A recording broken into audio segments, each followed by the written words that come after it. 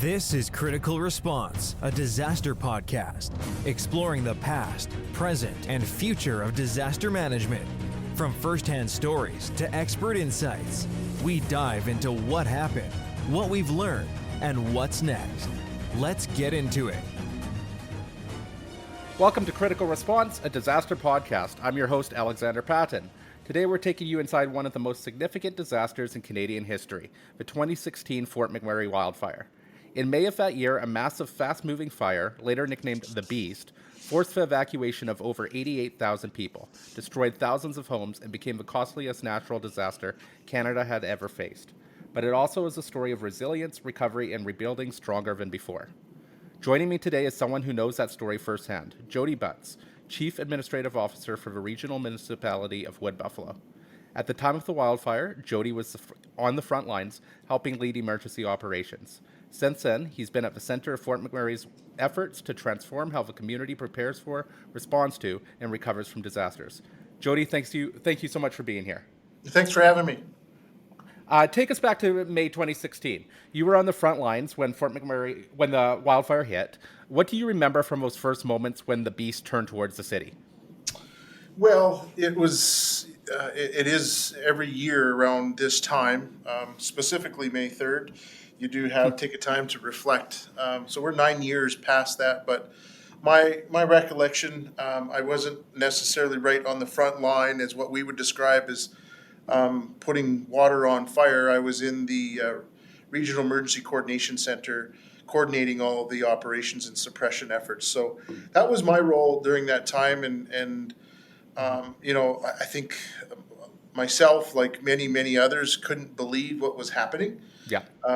Couldn't quite get our thoughts, what our eyes were telling us, and then believing that was actually true. Or are we in some sort of a movie or a nightmare? Mm-hmm. But very quickly, it did become very clear that this is going to happen, and our community started evacuating, and we were mobilizing our suppression resources to kind of fight back that wildfire. It's I know everybody had kind of claimed it as the beast, and it was big and ugly, but what we refer to it as the Horse River wildfire of 2016. Gotcha. What's the biggest challenges you and the team faced during the evacuation? Honestly, the evacuation in this region, in Fort McMurray, there's one way. Well, I guess there's two ways. You go north or you go south, but there's not an arterial of roadways for egress. So that was definitely a challenge. We were fortunate that we had a double lane highway going north and south. So, we just sheer volume, we turned the northbound lane that was coming into the community to a southbound lane. So we essentially had 4 lanes headed south out of the community for a period of time. And I got to say, in reflection, you just hope that everything works out. The hope that the plans are working as they were supposed to, and Definitely. You hope nobody gets hurt. So I to this day still think that we're fortunate that we did have 2 young folks who were involved in a traffic accident about 2 hours south of Fort McMurray, which is incredibly tragic. But we didn't have, other than that, we certainly didn't have what could potentially have been a very traffic jam, jam, kind of people stuck. It didn't happen, and which is really kind of surprising because, you look back at the videos and everything of that, and you just see these walls of flames coming right to the highway. And I'm still shocked to this day that more people weren't injured and everything because of that. Yeah, Alex, I'll say this, and something that I've become very aware of, that these large events, these high impact events, what they do to the psychology of us as, I guess, people, as humans, if I could say, because we are a part of this big world. Yep. It's amazing how simple life gets and how united everybody gets when there's Definitely. a common foe. So you have the beast that's coming at you, at your community. you're trying to run for your safety, you're concerned for your family, your kids, and all those things. But when I'm that's where my mind goes, is that everybody understood everybody's situation, and that we all had to work together to evacuate effectively, and that's what happened. And so again, my credit to our community for doing that. It's pretty amazing, like you said, 88,000 people, and Definitely. yeah, it was in a matter of, let's call it, hours. That's pretty. That's pretty. Very. It was really stressful. Definitely, yeah. In the moment and at the time, but in reflection, pretty amazing at the same time. Well, you hear about other disasters too, and like the panic that happens with them, and like how that leads to other problems at the same time. And like, of course, people were panicking a bit with the Fort McMurray wildfire, but it wasn't as. It seems like everyone had a mission to complete, and they fulfilled it. Like it wasn't chaos as some other disasters happen. Yeah, and as I said, like, it's amazing what the human psychology does when we have a common foe. Everybody instantly gets on the same page. Yep. If you could run a hockey team and everybody's pulling on get on the same page and work together like that, man, you would win lots of championships. And and our community certainly did that day. Awesome. Was there a particular turning point or decision that stands out for you during that wildfire? Oh, yeah, we've had lots of time to reflect. Yeah, decision points. There were obviously the one that this is real and we need to evacuate. I would say that was probably unprecedented. My recollection goes back to, I think it was 2011 when we heard about Slave Lake wildfire. Yep. And then but now it's us, and so that was a critical decision point there. And then there was many decision points through the following next 2 to 3 days from a suppression operational standpoint. We had to sacrifice some infrastructure, some houses to stop the spread of this fire. Like you were just chasing it, so we had to get in front, create a separation, and then stand our ground. And that there's quite a few stories and that are still amongst those of us that had stayed behind. So yeah, there's lots of things there. It's something I've told anyone who wants to listen, that it's for everyone that's still here or that had experienced that, and to our the residents that evacuated, and to our first line responders, to the RCMP, to the volunteers.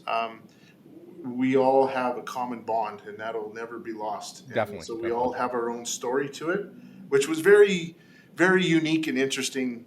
As you know, the community was evacuated for 28, 30 days, a month. Yeah. Let's call it a month. And, the reentry point was that was another big decision on when and how to reenter safely.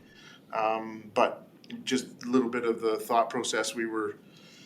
We had stayed behind, and we had fought fire, and then we had to, create a safe space with the hot spots around the community and inside the community and all that stuff. We had, we worked long hours to get the community back to a place where it's safe to reenter. And it was mixed emotions here. We were hesitant to see, how the community would receive coming back. Because in our mind, we lost, upwards 23, a little over, I don't know what it was, a little over 2,000 structures. But I remind everybody, you'll always be able to measure what was lost, but you'll never measure what was saved. So I frame it from a standpoint that we've saved 92% of our of the city. So it's a little different, but it sounds better. Definitely. It was a lot of work. Well, and at the same time as this is all going on, this is your own community, and like this is where you and your family and everyone lives, and same with the everyone involved. So at the same time as you're thinking of everyone else, you've got to be thinking about your own life and how it's being affected. Yeah, that's that human the human in all of us. First of all, you think about your own family, make sure they're safe. We've had some of our firefighters that lost homes. I think there was somewhere up around 18 of them, and yet they couldn't go save their own homes. They had to stay on point, on mission, and save the greater good. So a lot of those stories happen. Yeah, Definitely. A lot of them. In the aftermath, there were reviews and reports on how things could improve. From your perspective, what were the most important lessons learned from a disaster? Well, I guess having gone through it and having also, let's talk about the recovery phase. And I use the term resiliency. And I went through, I guess, a bit of a process, my own internalizing what resiliency means. And we hear that in sport. We hear it quite often, and sometimes it's probably overused, but I've reconciled to what resiliency means to me. And that's something that any person, any family, any community, any organization, any business can absorb the impact of a disaster or a change, and then how they adapt to it, and then finally, what do you do to recover, and how are you going to take that next step? And that's kind of drove my philosophy in behind how do we come out of this stronger? Yeah. And so, we certainly fortunate to have the amount of support that we had across the country, right? From government to Red Cross to the donation and the volunteers, that definitely helped. But the biggest thing is making that commitment to learn from your lessons. Yeah. Learn from those experiences. I say this in the best of ways, don't let a disaster go to waste. Yeah, exactly. You know what? It was hard during that time. Wouldn't it be wasteful if we didn't learn from it and be better and so when the next time happens, and Alex, that's the other point I just want to make here is we in that moment I think it can't happen to us. Yeah. That's not what we think anymore. We think that it's not if, it's when. Exactly. And so we, Fort McMurray and all of the region in Wood Buffalo here lives within the boreal forest, and we got caught in a moment of time. So the boreal forest requires fire for its survival, and it will regenerate, and it will burn again. I'm hopefully it's not going to burn when I'm still around here, but my point is we're 9 years and we're starting to see the old burn areas in 216 sustain fire again. Yeah. So the boreal forest will regenerate. It's Mother Nature. It's the beautiful thing about it, but you need to learn how to live within it, or else it will teach you another lesson. And so very proud of what we've done in this region, from our Fire Smart to our emergency planning to our emergency social services, all the things that we've been working very hard since that time. Good. So if a similar wildfire threatened the city tomorrow, how would your response look different compared to back then? Well, I'll say that our relationships with if we're talking about fires, that's the Alberta Forestry is the leading agency in that world. Our relationships and communications are very, very strong, which leads to our level of situational awareness. We have taken upon ourselves to become very aware of the wildfire hazards that exist from day to day. And that's, largely driven by Mother Nature, the time of year, rains or the hot, windy days. Our levels of situational awareness are very high, much higher than they were. And then you get into the operational things, our communications. We have a single communication system that we all work on, the Alberta, the AFRAX is what we call them, the Alberta. So we're all there. And then from a planning perspective, here in the region, and it maybe doesn't work everywhere, but we made the conscious decision in 2018 to take our emergency response plan and flip it on its head and make it a community-based response plan. So during the fire 16, we had one plan that was an all hazards that was meant to cover all areas of the region. That's not the case no more. Community based, meaning we have we've got the larger urban center here in Fort McMurray, but we also have the 6 rural communities that are within the region, and not to forget that from a jurisdictional perspective, we've got the Indigenous, the First Nations and the Métis that populate those communities. And as you know, the First Nations have their own jurisdiction. So lots of those conversations continue. So yeah, our planning is far advanced from where it was. I could go on and on. I guess there's one kind of unique piece that we developed here since the fire was the Vulnerable Persons Registry that we're very proud of. Okay. And that's essentially, it's a free registry. There's some qualifications, but that resiliency piece, those folks that when their daily routine is interrupted, that they can't adapt to it. So those are the folks that possibly have mobility issues, or there's some sight or hearing impairments, or even our elderly that are living at home that can't get around. Those types of things. There's a qualification, but the intent of it was that this registry that is developed in emergency, with emergency services, would make us aware of the vulnerable someone that is vulnerable, and let's say the vulnerable population within that potentially impacted area, that disaster, and we would go in there 48 hours ahead of any possible evacuation, so that it's controlled, and it's maybe they need an ambulance, so we need to all that sort of thing. It's calm, it's controlled, and getting them out of harm's way. And it's been very successful. We've used it probably since it's been I'm going to say 3 to 4 times. And it's worked out really well. Really, really proud of it. Awesome. Speaking back on those community connections and with external organizations and authorities, what does that look like, those partnerships with like other municipal governments, First Nations, industry, your citizens, everyone? How did that take effect since the disaster?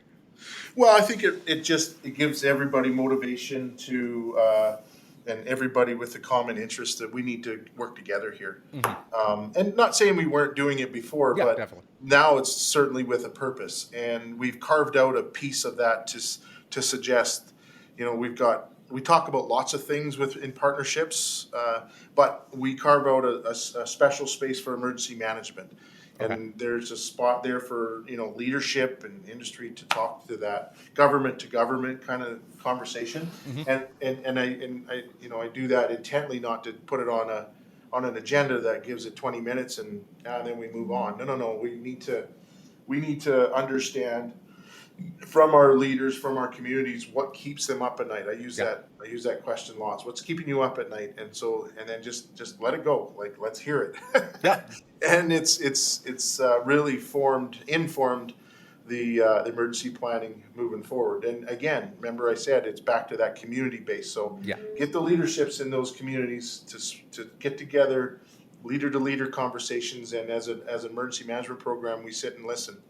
And we learn, and that's what kind of drives that funding, that planning. Here's a recent example, and I'll say up here in the northeastern part of Alberta, we don't have many neighbors per se as municipal neighbors. I know there's borders and boundaries, but we've got Northwest Territories to the north, Saskatchewan to the east. And then it's largely just Boreal on our southern and western borders. So there's not much interaction there. However, I mean, we have roads that run through, but however, we have more more of our conversation is with our local First Nations, as we know, is they have their governments.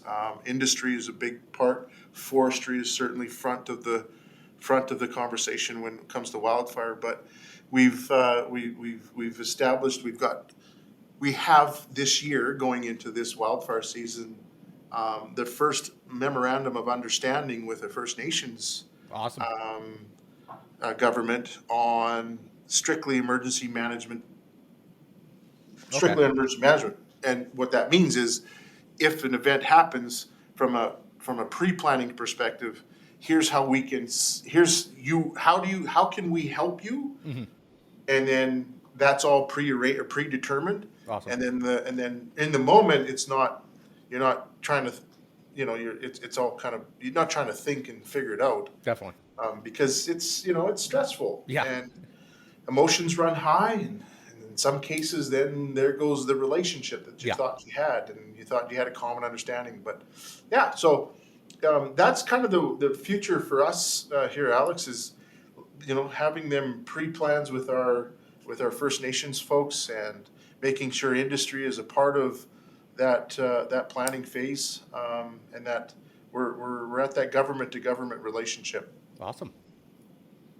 So prevention is a big part of the story now with wildfires. What is the municipality doing to prevent or mitigate the wildfires in the area? 90% of what we're doing is prevention. Okay. And I say that from an investment perspective. What we are, we are putting our efforts towards prevention. We double down chips all in on the Fire Smart program, to the point we are very proud of our Fire Smart program here. We've got our own trademark, Fire Smart Wood Buffalo. Okay. And there's the only one in Canada like that. But Nice. we've accomplished Fire Smart communities within our region now, but that never goes away. Yeah. We've got to weave that into our communities, and so I would say that if you were to walk down the street and yelled out at the top of your lungs, Fire Smart, and ask somebody have you ever heard that? Do you know what that means? I'm pretty confident that anyone that lives in this community and been around here a couple of years, it's not the first time they've heard it. That's good. And so that's been a goal of ours, to make sure there's that education piece that our communities can do. Like we've certainly surrounded our communities and thinned out the vegetation. Okay. But what happens with that ember transfer that falls into the community, right? So that's where we're doing the Fire Smart home assessments. We've got some insurance, not the whole insurance industry, but some of the insurance companies right alongside of us. They recognize the risk, and so if you have a good score on your home fire assessment, or you want to change out some building material to be more fire resistant, you're going to get a tax break. Nice.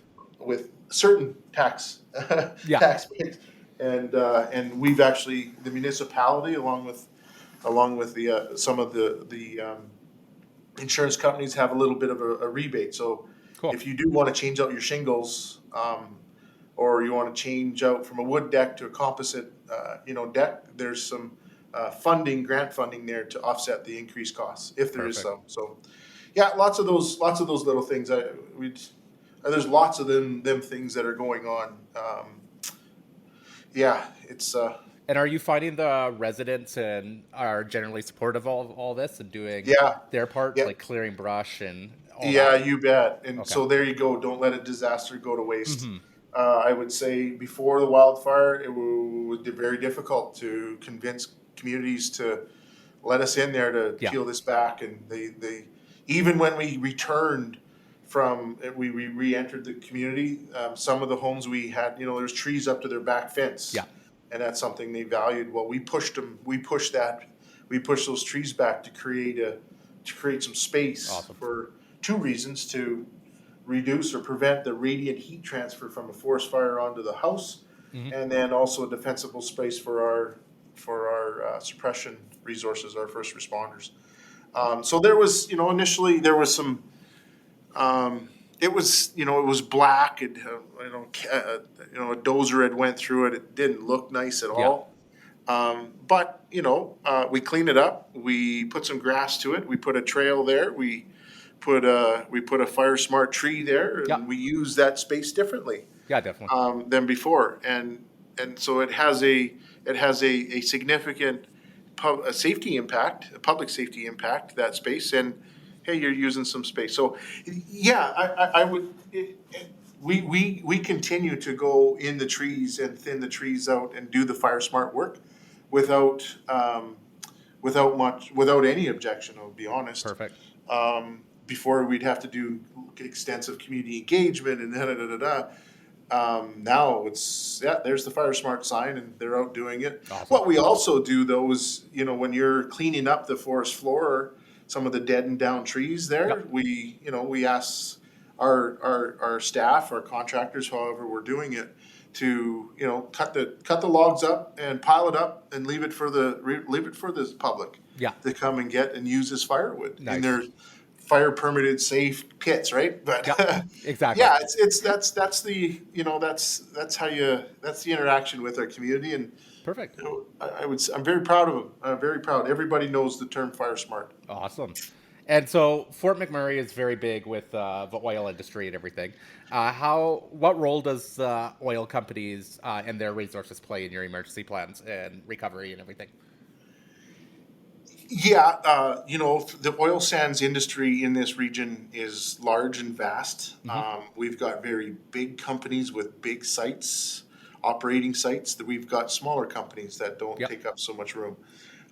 So it varies, but I'll say that the industry is obviously very supportive. Perfect. They have what is it? I think it's this region up here provides. Oh, you're going to have to spot check me on this, but 25% of the national gross domestic product kind of thing. Yeah.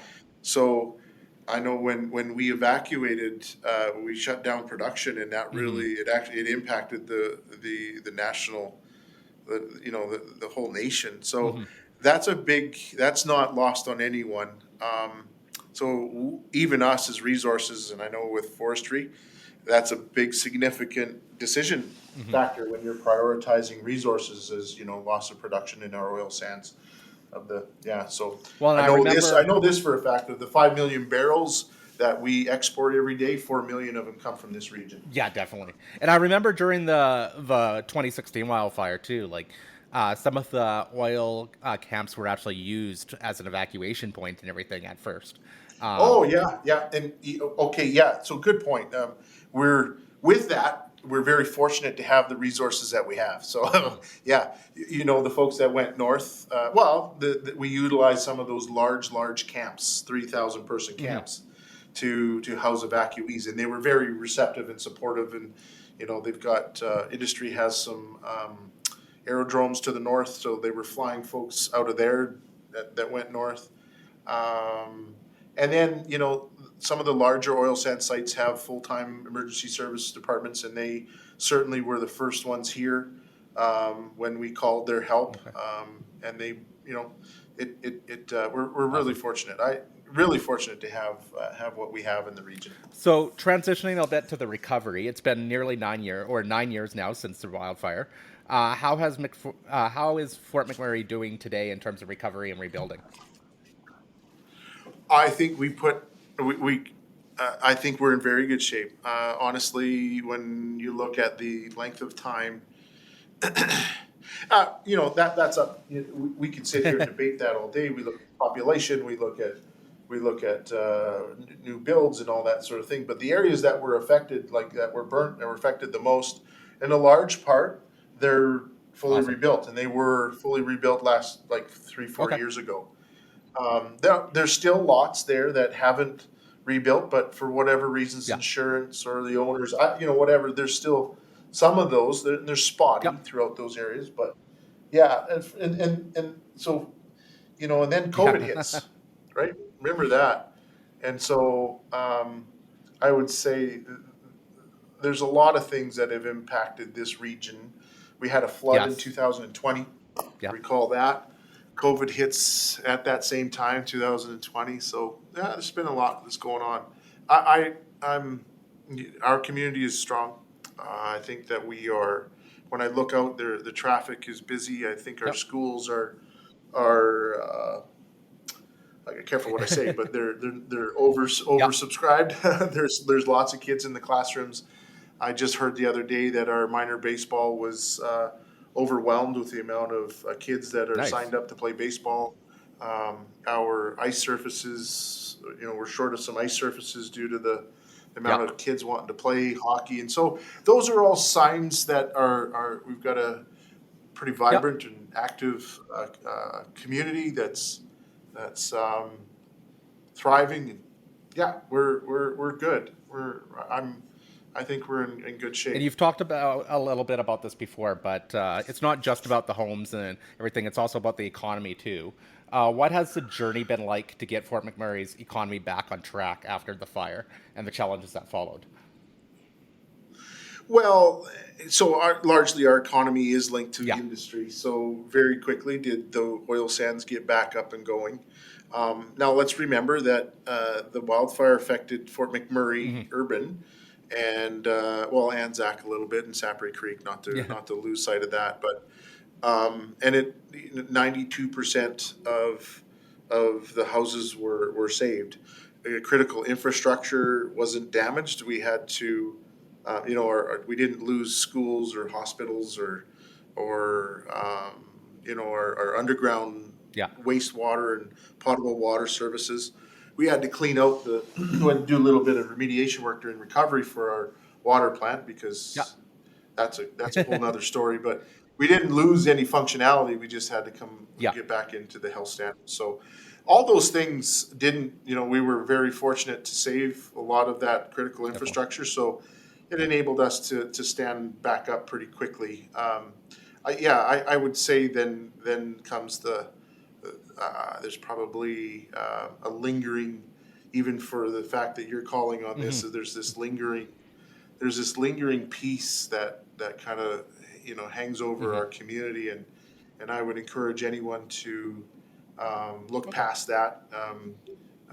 That You're we're more than not, just a wildfire. I've said this many times that that 2016 wildfire will forever be a part of our history, but let's not let Definitely. it define us. And I'm going to say that we certainly don't sit here and mull over it. It's in our past, and not to be ignored. Like I said, Yeah. learn from it, but it is in our past, and we're looking forward. So, yeah, like I said, we're in good shape, and honestly, the oil sands they were up and running and haven't looked back. And there are other external factors that impact that oil Yeah. sand production other than wildfire. Definitely. So yeah. How has the increasing risk of wildfires and other natural disasters, like you talked about the flood, in the age of climate change, shaped your planning in the community? Yeah. Again, getting to that realization that something's Yeah. different here. Instead of the wildfires are burning into the summer months when the forest is green, what's happening? That's different. And so we're having to extend our, not letting our guard down, making sure that the lines of communication and the awareness is at a high level throughout the whole summer. Those are some of the things that change. But yeah, but you know what though, Alex, those are things Yeah. you can't. I mean, you can't control directly. There's only so much you can do. There's only Yeah. so much you can do. What you can do is what you can control right in front of you. When we're talking about climate change, that's Yeah. a global Yeah. conversation, right? So, yeah, that's that. I mean, I'll put my personal opinion out there that something's happening. Something's different. Something's different. Yeah. I don't know. I'm not going to sit here and tell us why. But something's different. Definitely. From an emergency perspective. The fires are burning hotter and faster than they were 20 years ago. Absolutely. Talking about 20 years ago and the future now, looking ahead 5 to 10 years, what does disaster management in Fort McMurray look like that might be different from today, do you think? Well, I would hope that we have even better a collective understanding of the hazards that we face. And I say collective that the work towards awareness and from government to communities, so that that we're all in when we get into that moment. We can operationalize the existing plans and get everybody out safely. I think obviously technology certainly is going to advance in its ways, and I will say a little bit about the suppression efforts. I mean, there's things that are changing in that arena as far as forestry used to never fight fire during the evening for safety reasons. Now they're starting to, Well, we even which is have very overnight good. I things mean, now. yeah, so they have overnight a helicopter bucketing water onto fires. They have some crews out there overnight, which before that was unheard of because of safety reasons. So they're getting their mind around that. I've in my career as firefighting, I've seen the structural protection, I guess, resources come into effect. The sprinklers that go on top of houses and communities and that sort of thing, the little ones. Well, I think now I see a further evolution into large water surrounding communities, but you need to have big water. You got to have all those proper equipment like big pumps, 12-inch lines, and big cannons for water cannons. So that's what's evolving here at the moment. I know the private sector is taking recognizing a profit profit opportunity there, which is fine. In the moment we need it, but we're certainly looking at that as far as diversifying our suppression resources. Last question. If you could give one message to future emergency and disaster managers, what would that message or lesson be? Yeah, change your philosophy or your attitude. It's not about if, it's when, and that will drive and motivate you to have those conversations, to have the planning, and you're going to have to convince your public. You're going to have to convince your public officials, your elected officials, on that, and it's not easy. Hopefully, you can do that without a disaster to motivate. That would be the best case scenario. And I would say that if you need anyone out there that's is I guess committed to it and passionate about it, give me a call. I would be happy to share our experience, if to nothing else, provide some of that motivation. Alex, look at what you guys are doing down there. Who thought Redwater would be evacuated, right? Yeah. So I have a buddy who lives right on the edge of it, and he was evacuated right at the last minute, kind of there, and he was sending me photos, and it's just amazing, this big flame coming towards you. Yeah. So never thought that would happen, but you should, because you should. And so I guess preparedness. We can prepare at an individual level, at a household level, prepare as an organization, and as a you can prepare as a business and as a community.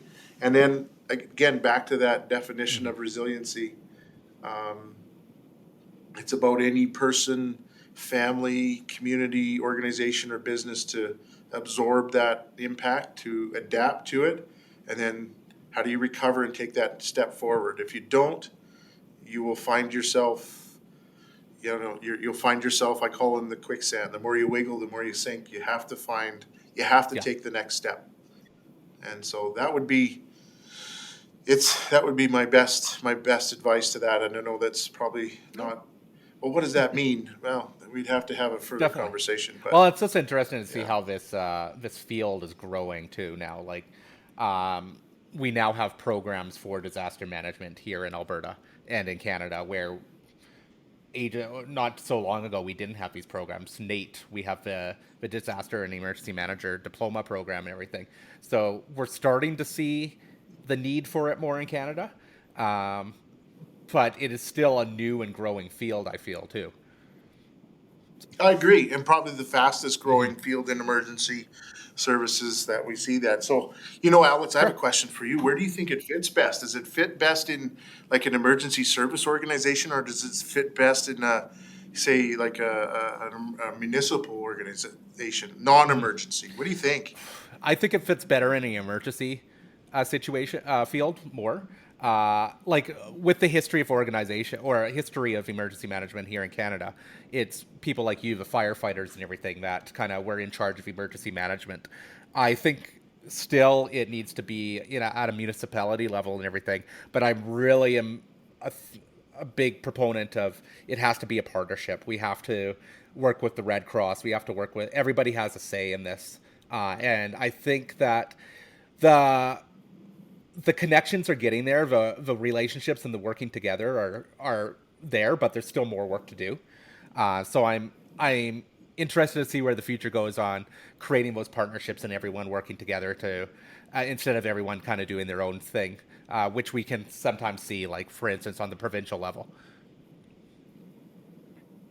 Yeah, I agree. I'm really indifferent whether it sits on the fire chief's desk because, well, it's an emergency, so that's you. So here, you take care of it, and versus say a non-emergency position, as long as it's not on the side of the desk, as long as it has its own breath, or I guess its own space to be discussed and not part of an agenda, part 4 on an agenda to say, here, we got 20 minutes to talk about emergency management. Either way, I would, as long as it's the resources are committed to it. And you know what, in some cases, it's not for everyone. It really isn't. So like previously in your role, you served, or I know you're CAO now, but you were the fire chief and the head of emergency management. How do you feel about having those roles together? Yeah, well, so good question. Yeah, regional fire chief and director of emergency management. You can see the fit, definitely. Where the natural fit to that. It certainly. I guess I was supported from the perspective that I was able to resource it, both on the emergency management and so that was good. We've got a good, strong team there. That would be very difficult if it was. Well, it wouldn't. The emergency management program wouldn't be where it was unless we were to do that. So you only have so much to do in a day. I will say that anyone listening who is considering, the fire chief and the director of emergency management, they are two completely different things. And so you're probably 95% of your, well, I shouldn't say that, but you're a fire chief, which means you're a leader of an organization of firefighters and that sort of thing. But then when a disaster hits, you have to put your director of emergency management hat on, and you have to go coordinate with a larger group of non-firefighters. So what happens there, Alex, is you leave your firefighters behind. And in those moments, they need that leadership. It's a lesson that I will share with anyone listening out there in that similar situation. People need to be led, and you need to be there for them when those high stressful times. However, things are going right along on the emergency management side, but that's where there's conflict there. So. Awesome. Yeah, that's just my personal experience. Any outside of an emergency, though, you have to have good people that are. It is a different mindset when you are thinking about response versus planning, and so the fire departments are response, right, largely, and emergency management is about planning and about preparedness and training and exercise and all that stuff. Awesome. Yeah. Awesome. Jody, thanks again for being here and for the important work you're doing in Fort McMurray. Yeah, no, thanks for having me. Once again, thank you to Jody for joining me today. And to my listeners, thank you for tuning in to Critical Response. If you found this episode valuable, I'd love for you to subscribe, leave a review, and share it with colleagues or anyone interested in how we respond to and recover from disasters.